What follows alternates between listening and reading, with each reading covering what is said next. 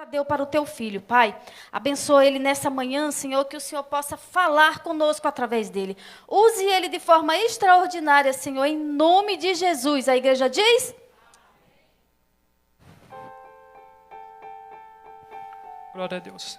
Meus irmãos, a paz do Senhor Jesus. Está feliz essa manhã, diga glória a Deus. Que culto maravilhoso, que presença maravilhosa. Queridos, aproveitando que vocês estão de pé, abra comigo a tua Bíblia. Segunda carta de Paulo aos Coríntios, capítulo de número 12.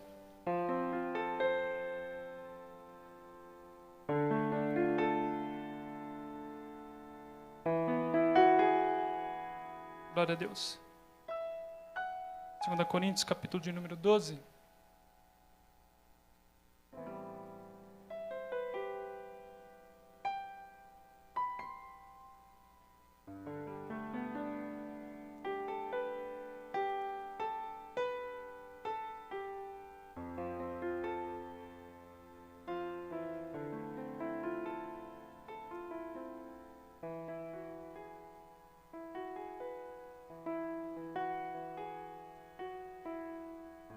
Encontrou, diga amém. Diz assim a palavra do Senhor. Em verdade, que não convém gloriar-me, mas passarei as visões e revelações do Senhor. Conheço um homem em Cristo que, há 14 anos, se no corpo, não sei, se fora do corpo, não sei, Deus o sabe, foi arrebatado ao terceiro céu. E sei que o tal homem, se no corpo, se fora do corpo, não sei, Deus o sabe, foi arrebatado ao paraíso, ouviu palavras inefáveis, que ao homem não é lícito falar. De um assim me gloriarei, eu, mas de mim mesmo não me gloriarei, senão nas minhas fraquezas, porque se quiser gloriar-me, não serei nércio, porque direi a verdade, mas deixo isto para que ninguém cuide de mim mais do que em mim vê ou em mim ouve. E para que não me exaltasse pelas excelências das revelações, foi-me dado um espinho na carne, a saber, um mensageiro de Satanás, para me esbofetear, a fim de não me exaltar, acerca do qual 3 vezes orei ao Senhor, para que desviasse de mim. E disse-me, a minha graça te basta, porque o meu poder se aperfeiçoa na fraqueza. De boa vontade, pois, me gloriarei nas minhas fraquezas, para que em mim habite o poder de Cristo, pelo que sinto prazer nas fraquezas, nas injúrias, nas necessidades, nas perseguições, nas angústias, por amor de Cristo, porque quando estou fraco, então sou forte. Amém? Pode tomar seu assento. Gentileza.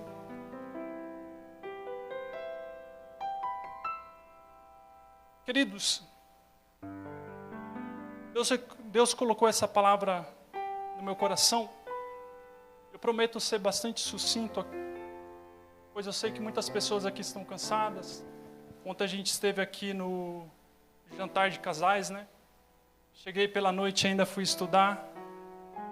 Para quem mora no mato, a gente tem um grande inimigo, pernilongo.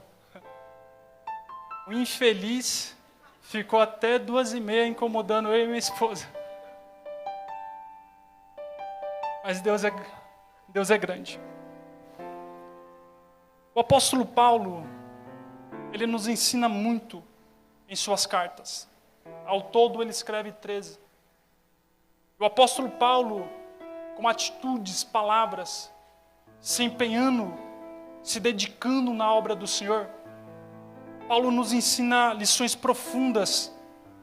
Paulo nos mostra o caminho das pedras para buscar a presença do Senhor. O apóstolo Paulo, após a sua conversão, de uma forma gloriosa, grandiosa, honrosa, ele se empenha na obra do Senhor. Paulo se dedica à obra do Senhor. Paulo tem um anseio e uma chama que queima no seu coração por pregar, por levar aquilo pela qual ele foi alcançado, que é a palavra do Eterno.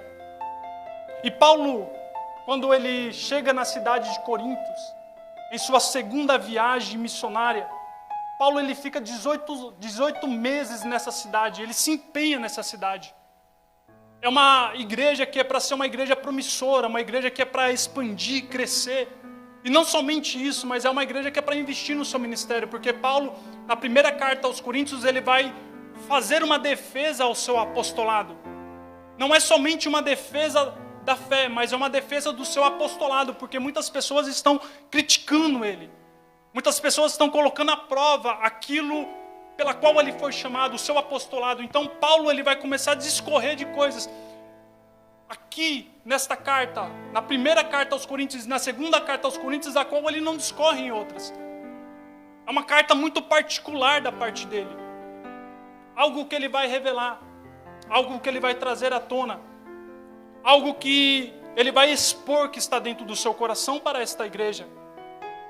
A carta não é somente uma defesa do Evangelho, mas é uma defesa do seu apostolado, porque há falsos apóstolos naquela cidade que está colocando em prova o apostolado de Paulo. E Paulo enfrenta muitos problemas nessa igreja. É uma igreja muito problemática.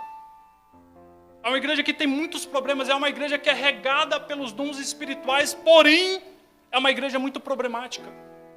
É uma igreja que dá muito trabalho a ele, e após a saída dele, e ele vai para Éfeso, ele fica ali 3 anos, Paulo ele começa a escrever para esta igreja.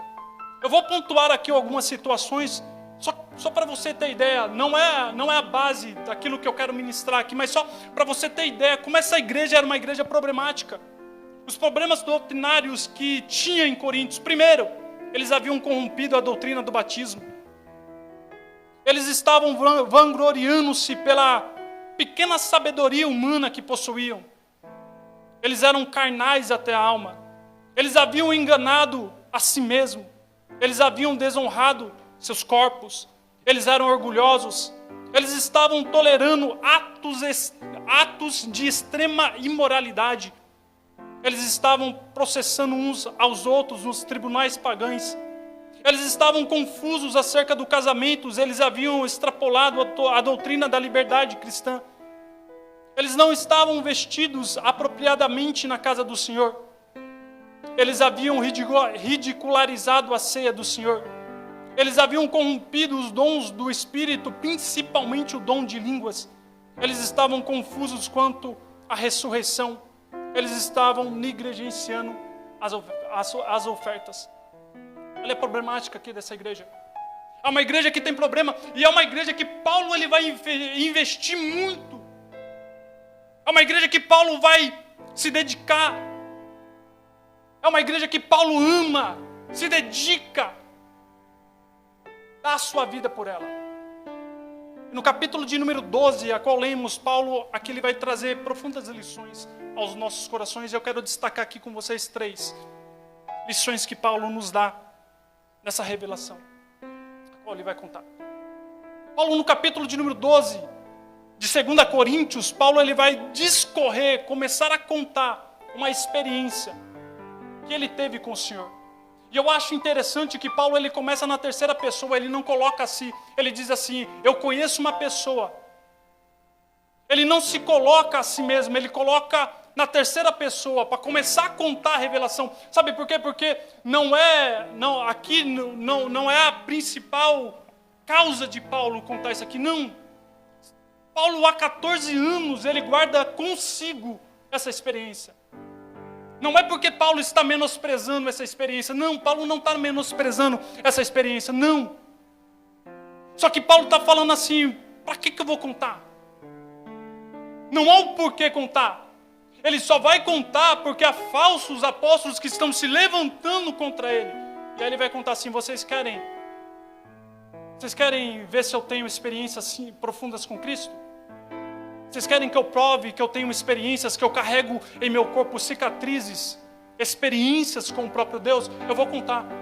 Existe um homem, se no corpo não sei, se fora dele também não sei, que foi arrebatado ao terceiro céu e viu coisas, e ouviu coisas que é inefável aqui contar. Não tem como contar. Há 14 anos ele carrega consigo essa experiência. Queridos, é um homem que subiu ao terceiro céu. Tem muita gente que está subindo no monte, descendo para bater no mais humilde. Simplesmente porque recebeu uma revelação da parte de Deus. Simplesmente porque está profetizando que acha-se no direito de bater no mais humilde, naquele que está fraco na fé. E Paulo, há 14 anos, guarda consigo essa experiência. Há 14 anos, ele guarda consigo essa experiência. Há 14 anos, ele fala assim, não preciso contar. Porque Paulo não precisa provar, porque ele sabe quem chamou ele. Paulo sabe quem chamou ele, ele não precisa provar. Ele não precisa ficar colocando em status. Ele não precisa ficar falando. Ele não precisa ficar jogando indireta, não. Paulo, ele sabe quem chamou ele. E quem sabe quem chamou não precisa ficar provando nada para ninguém. Não precisa ficar jogando indireta, não precisa ficar postando. Sabe por quê? Porque Deus sabe o momento, a hora para exaltar. E Ele sabe o momento que Deus vai usar a vida dele. Ele sabe. A primeira lição que Paulo ele vai nos ensinar aqui é: as experiências da caminhada cristã não nos torna melhor do que nossos irmãos. As experiências que eu adquiro não me torna melhor do que aquele que está fraco na fé. Não me torna, e a gente acaba rotando santidade, porque a gente começa a se envolver com a oração, a gente começa a se envolver com a obra de Deus, a gente fala assim, está fraco, porque não faz a obra de Deus. Está fraco porque não participa. Quantas vezes eu e a minha esposa, a gente entrou numa sala para conversar com pessoas, e pessoas falam assim, vocês estão passando por isso, porque vocês não estão fazendo a obra de Deus, vocês estão passando por isso, lutas estão vindo, simplesmente porque vocês não estão fazendo a obra de Deus. E há uma hipocrisia que paira no nosso meio, há uma religiosidade que paira no nosso meio. As pessoas olham e falam assim, e se alegram com aquele que caiu. Sabe por quê, gente? Porque a gente se sente mais santo em ver aquele que caiu. A gente se sente mais forte em ver aquele que parou. Isso aqui não é disputa. Somos corpo de Cristo. Paulo está dizendo assim, essa experiência que eu tive aqui foi profunda. Essa experiência, mas não me torna melhor do que ninguém, porque eu fui alcançado pela graça. Isso aqui é graça, isso aqui não é merecimento. Ei, querido, quando eu passo na beira de um bar, quando eu passo aí, vejo esses jovens aí na balada aí, o sentimento que há no coração, o sentimento que há no coração da gente tem que pulsar no nosso coração.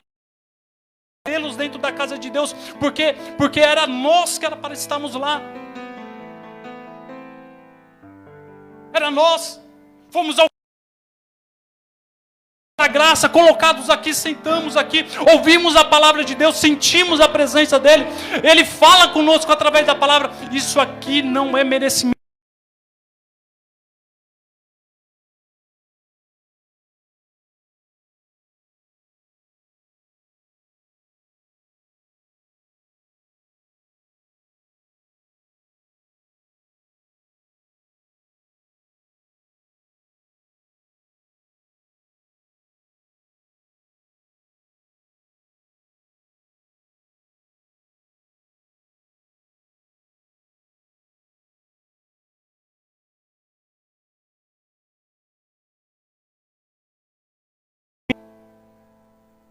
Segundo, a edificação do corpo de Cristo. Tem muita gente se achando, mas quem usa é Deus. Sansão se achava o tal, até o Espírito Santo se retirar dele, ao ponto de ele não ter mais forças para lutar.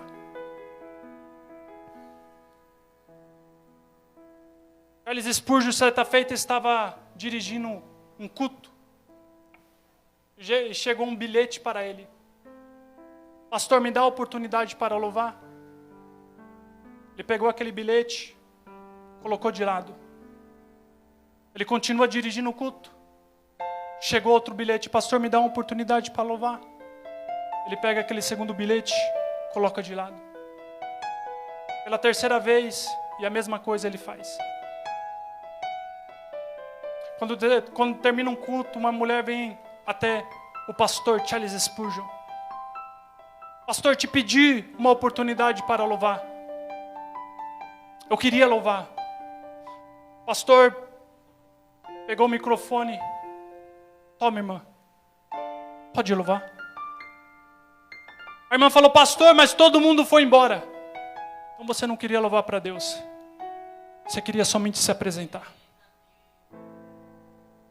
Você queria somente se apresentar.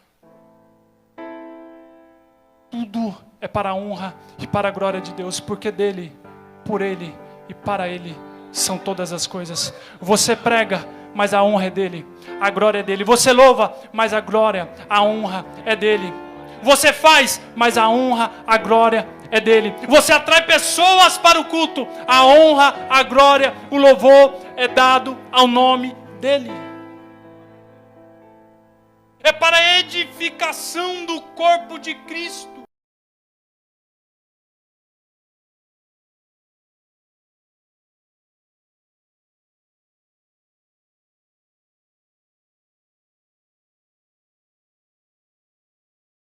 Acerca dos dons espirituais, vocês estão falando que o dom de profecia é maior do que o dom de línguas, e o dom de línguas é maior do que o profecia, mas do que adianta falar em línguas se não tem quem interprete, sendo que você vai edificar a si próprio?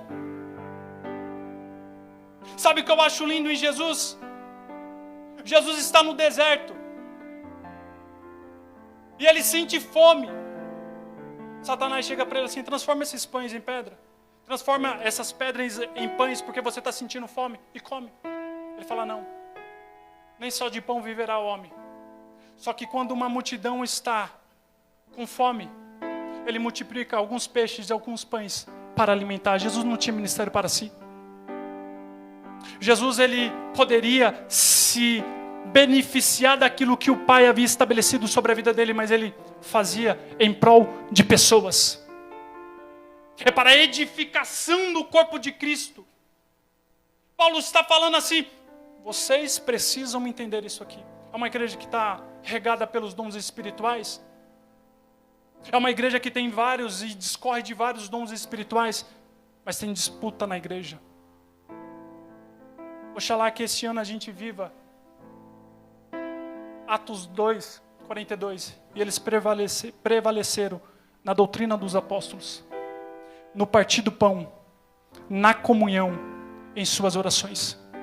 A gente, pastora Lídia, vai viver o sobrenatural do Senhor em nossas vidas, como comunidade, como família, a partir do momento que a gente entender que aqui é uma comunidade, aqui é uma família, um está ligado ao outro, e se o pastor Renato não está bem, eu também não estou bem. Se o pastor Murilo não está bem, eu também não estou bem. Ele depende da minha oração e eu dependo da oração dele. É um ajudando o outro.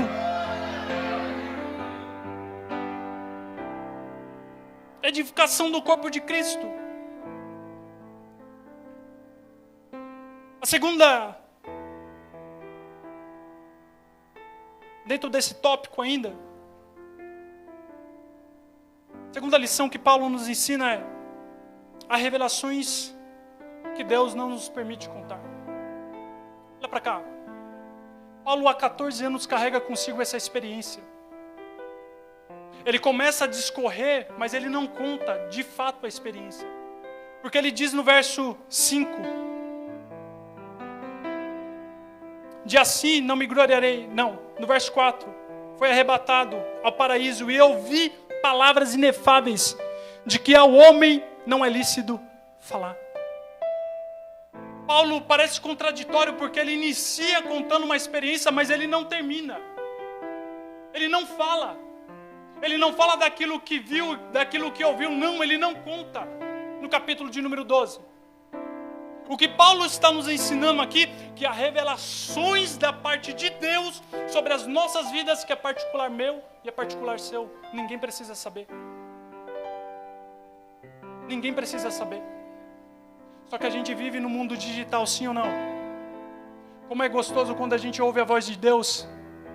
Como é gostoso quando Deus levanta um profeta e fala conosco o que vai acontecer. A gente quer colocar no status, a gente quer colocar no Facebook, a gente quer marcar pessoas. Só que Deus está nos ensinando nessa manhã: compartilha menos com aqueles que não têm relacionamento com você. Fale menos com aqueles que não têm relacionamento com você.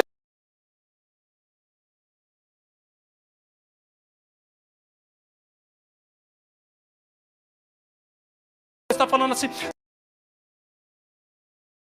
secreto, e está revelando para você.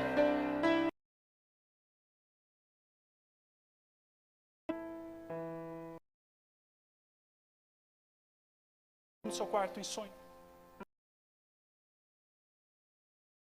Tá.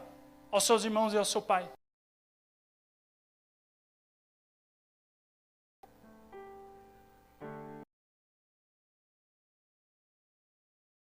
Você está compartilhando. Corta o cabelo dele. Ele é usado como um animal de tração. Aquele que tinha sobre si o Espírito Santo de Deus. Agora vai servir de chacota.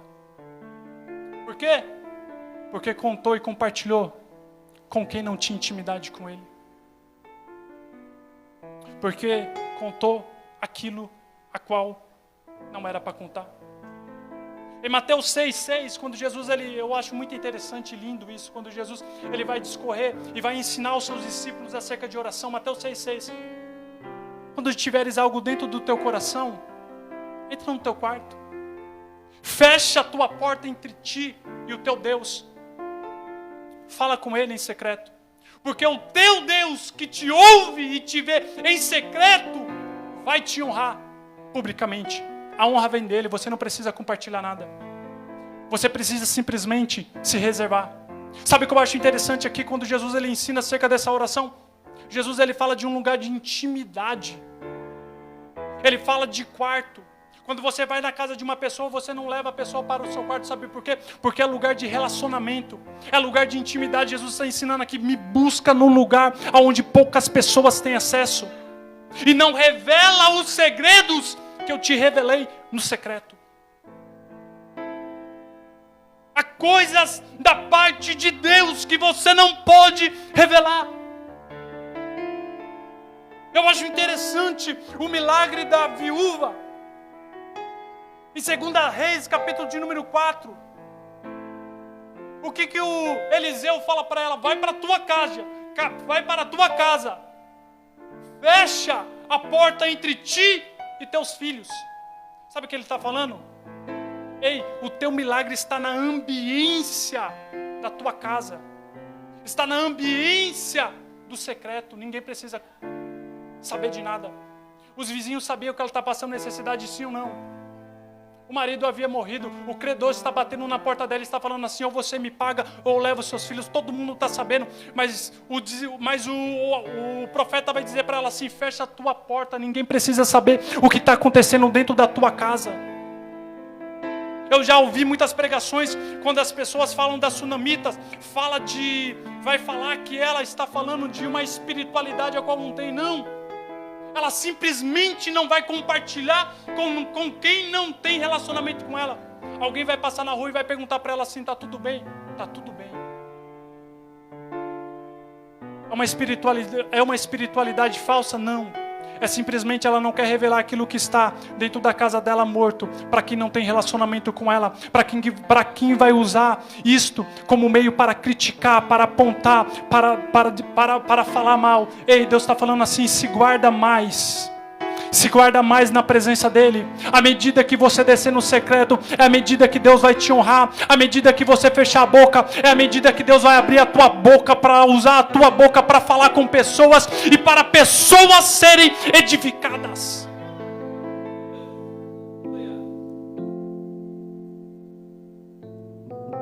Há revelações de Deus, há revelações que Deus não nos permite contar.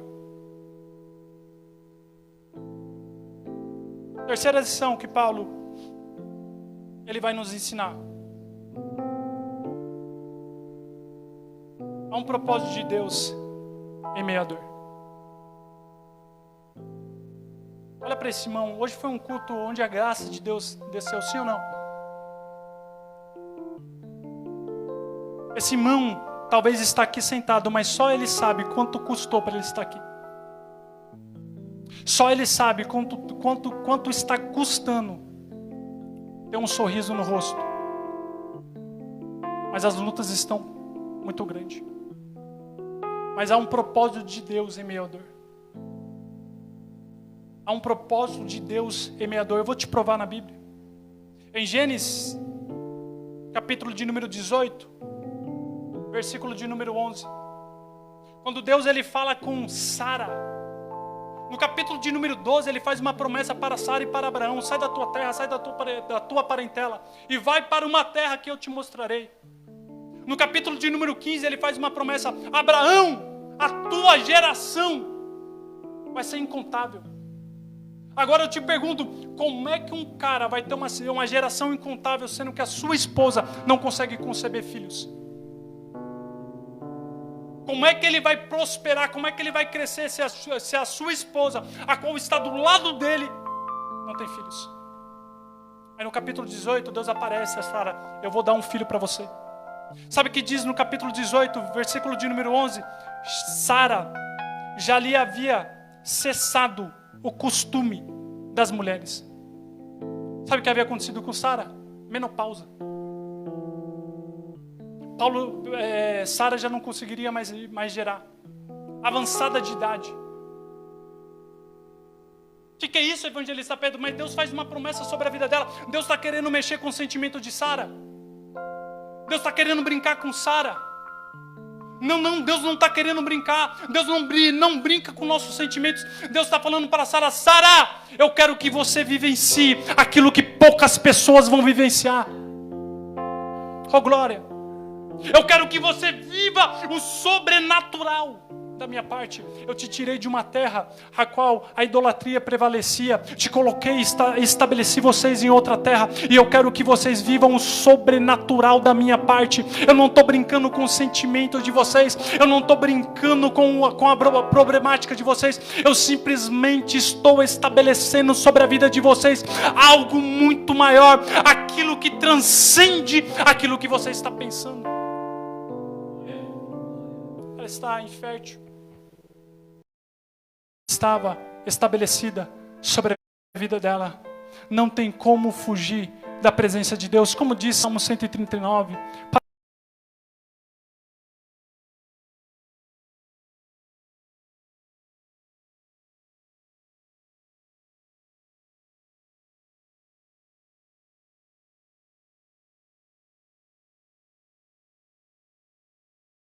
Pedro, eu não sei como.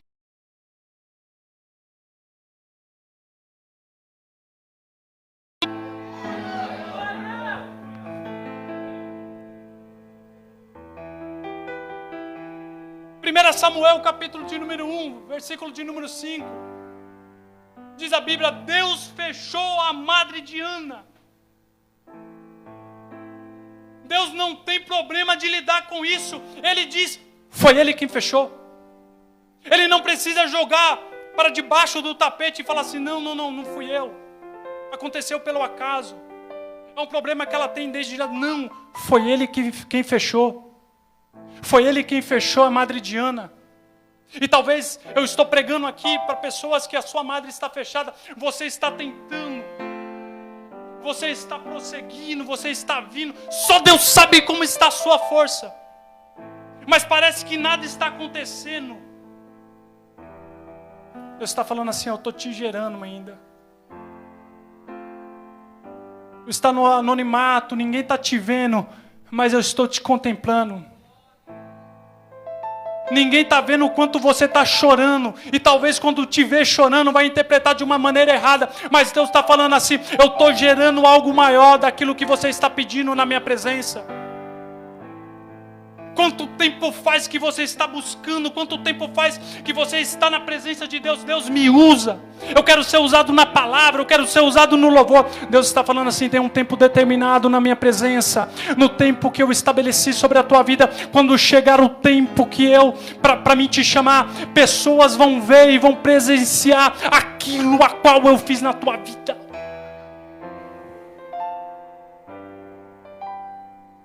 Foi ele que fechou a Madre Diana. Mas a palavra de Deus para mim e a tua vida nessa manhã não para. O propósito de Deus estabelecido em meio a essa dor.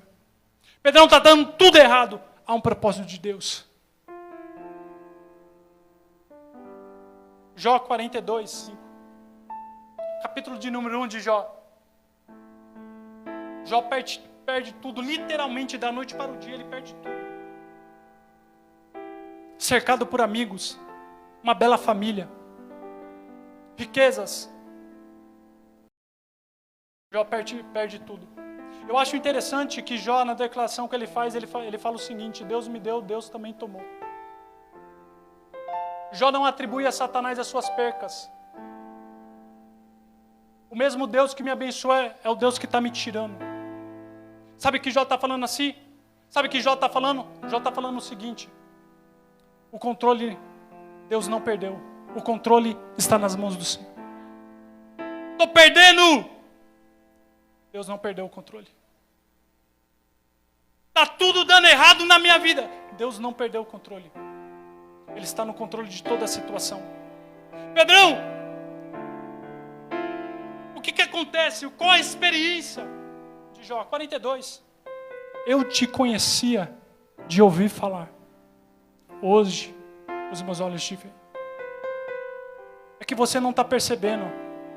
Mas em meio a essa dor que você está passando, você está descendo mais na olaria de Jeová. É que você não está percebendo, mas em meio a essa dor que você está passando, em meio a essas percas que você está sofrendo, você está se lançando mais na presença de Deus. Você está dependendo mais. Porque é fácil a gente dizer que está dependendo de Deus quando o bolso está cheio, quando os recursos não faltam, quando a gente está cercado por amigos. O difícil é quando a porta está fechada, quando a gente não tem dinheiro na conta, quando as pessoas estão olhando e dizendo assim: abandona esse Deus e morre. Você não tem promessa, está tudo acabado para a tua vida, mas Deus está dizendo nesta manhã para mim e para a tua vida: não desista, não para, persista, porque eu tenho um projeto estabelecido sobre a tua vida. Eu tenho um projeto estabelecido sobre a tua vida.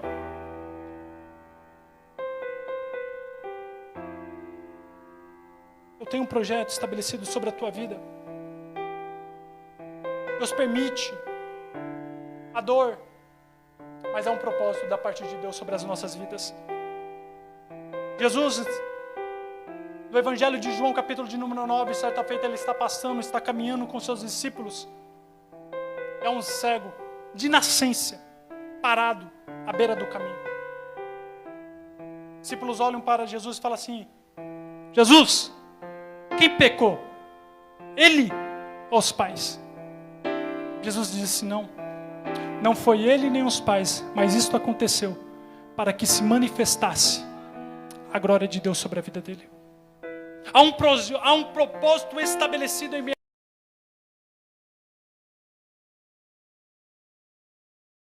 mestre. Um propósito estabelecido. Sofreu a dor da perna.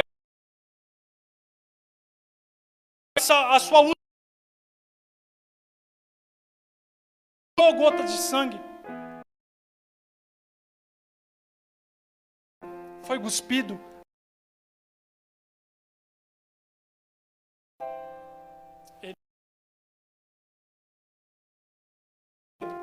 O propósito,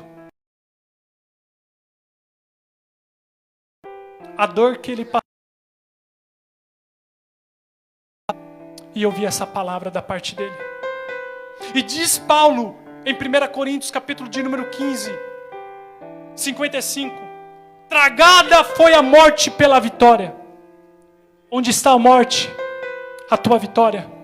Onde está a morte? O teu aguilhão. Que vitória é essa, evangelista Pedro? A vitória é que a última trombeta vai tocar. E ele vai vir buscar uma igreja lavada e remida no sangue do Cordeiro. Aqui tem dor, lá tem glória. Aqui tem cruz, lá tem coroa. Aqui você está chorando, lá suas lágrimas serão enxugadas. Então vale a pena persistir, vale a pena a gente continuar. Vale a pena. Pedrão, mas eu estou fraco. Vai nessa pouca força sua. Pedrão, mas eu estou quase parando. Vai nessa tua pouca força.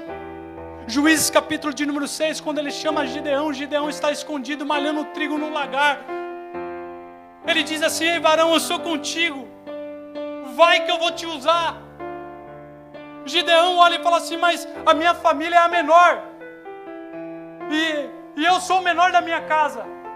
Aí diz a palavra: e voltou a falar o Senhor: já que eu sou contigo, oh glória, já que fui eu quem te chamei, tu irá e tu livrarás Israel da mão dos medianitas.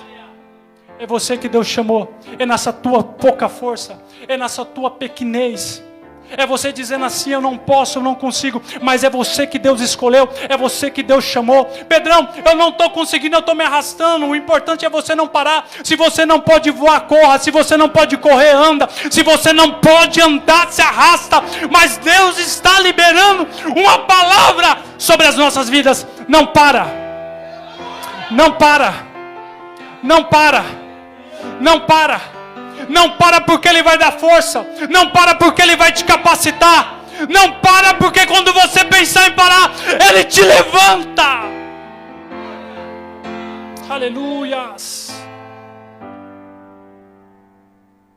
Romanos capítulo de número 8, 18, Paulo diz assim: porque para mim tenho por certo que o sofrimento do tempo presente não pode ser comparado com a glória que há de ser revelada.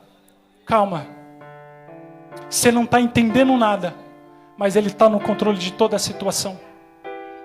Você não está entendendo nada, parece que o mundo virou de ponta cabeça, mas Deus está cuidando de você. Há um propósito estabelecido sobre a tua vida. Eu finalizo com o terceiro tópico. O mesmo Deus que nos permite passar por dores é o mesmo Deus que nos sustenta. O mesmo Deus que nos permite passar por dores é o mesmo Deus que nos sustenta. O sofrimento de Paulo. Paulo foi perseguido em Damasco, rejeitado em Jerusalém, esquecido em Tarso, apedrejado em Listra, açoitado em Filipe, escorraçado em Tessalônica, chamado de tagarela em Atenas, chamado de impostor em Corinto. Enfrentou feras em Efésios, foi preso em Jerusalém, acusado em Cesareia, enfrentou naufrágio em Roma, mordido por uma cobra em Malta, foi preso, algemado na cidade de Roma. E Paulo ele finaliza com a seguinte declaração: combati o bom combate, acabei a carreira, guardei a fé. Quer viver aquilo que poucas pessoas viveram? Esteja preparado para passar por aquilo que poucas pessoas passaram. Está aguentando nem passar por um momento de desprezo? O irmão não me deu a paz do Senhor, não vou mais para a igreja, vou me desviar. Ninguém veio na minha casa me visitar, ninguém apareceu, como diz Eliseu Rodrigues. A distância da igreja para a tua casa é da tua casa para a igreja. Quem te chamou foi quem? Quem te fez a promessa foi quem? O mesmo Deus que me permite passar por dores é o mesmo Deus que me sustenta. Paulo, a minha graça te basta e o meu poder se aperfeiçoa na tua fraqueza. A minha graça e o meu poder se aperfeiçoa na tua fraqueza. Pedro, estou menosprezando. A minha graça, o meu poder se aperfeiçoa na tua fraqueza. Ninguém está dando oportunidade para mim. É dele que te basta ou é a oportunidade que está valendo? Ninguém está notando, mas é a graça dele que te basta ou são as pessoas que precisam te... Ninguém está me aplaudindo.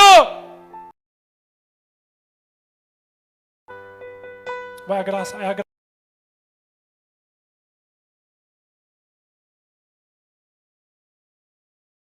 Fazer nas minhas fraquezas, nas perseguições, nas angústias, por amor de Cristo. Porque quando estou fraco, então sou forte. Paulo é alguém que se conformou? Paulo é alguém que fica se vitimizando? Não. Paulo entendeu o sobrenatural de Deus. Quando faltar socorro aqui, no céu não falta socorro. Quando a porta se fechar aqui, tem porta do céu aberta sobre as nossas vidas. Quando me menosprezarem aqui, há um Deus que está de braços abertos me aguardando e esperando por mim. Quando me criticarem aqui, há um Deus que me entende, que me escuta quando em secreto o busco. Paulo aprendeu a lidar com essas situações.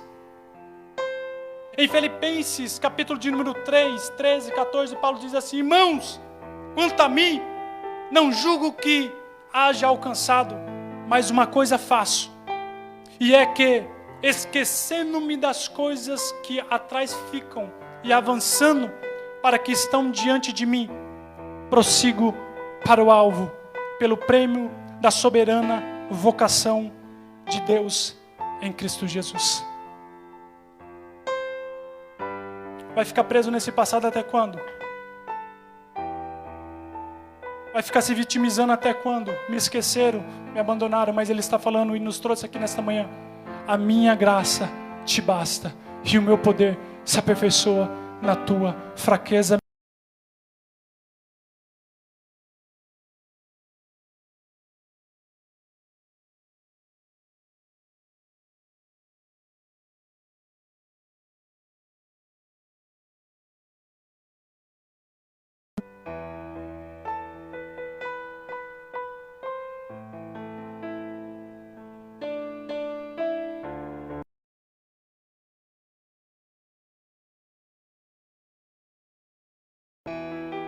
Esse culto está tão gostoso que tem gente cansado aqui. Mas é uma graça que paira sobre o nosso meio. Enquanto ministro aqui, o Espírito Santo fala ao meu coração, é manhã de renovo aqui.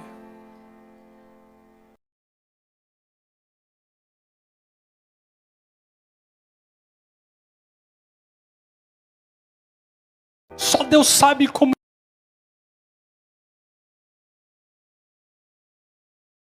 A minha graça te basta. Que ia parar, pensou que esse ano seria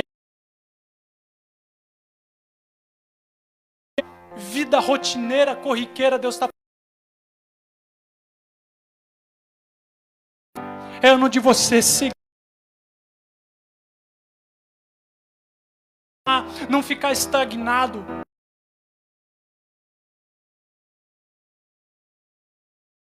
O Santo tem liberdade de agir no nosso meio aqui.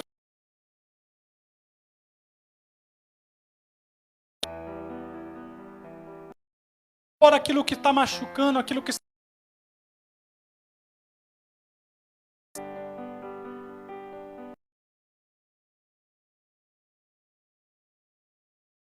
Ele foi contar para Deus, ele falou assim, Deus, está doendo.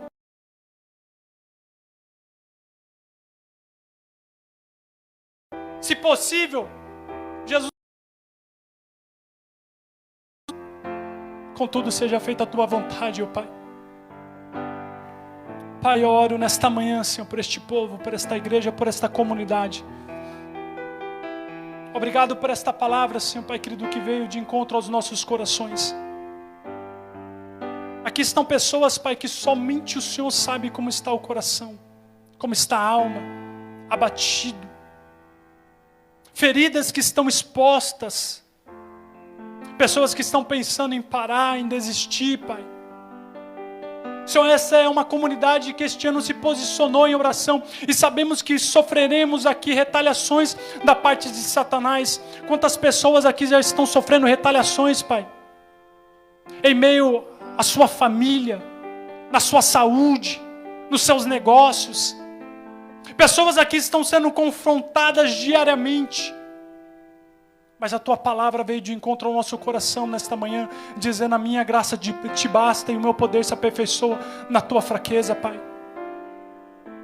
Pai, isso aqui não é merecimento, isso aqui é graça. Foi o Senhor quem nos chamou, foi o Senhor, Papai, que tem nos sustentado todas as manhãs. E eu te louvo, te agradeço por esta igreja, por esta comunidade, Pai. Tenha liberdade de agir no nosso meio, ao Espírito Santo de Deus. Em nome de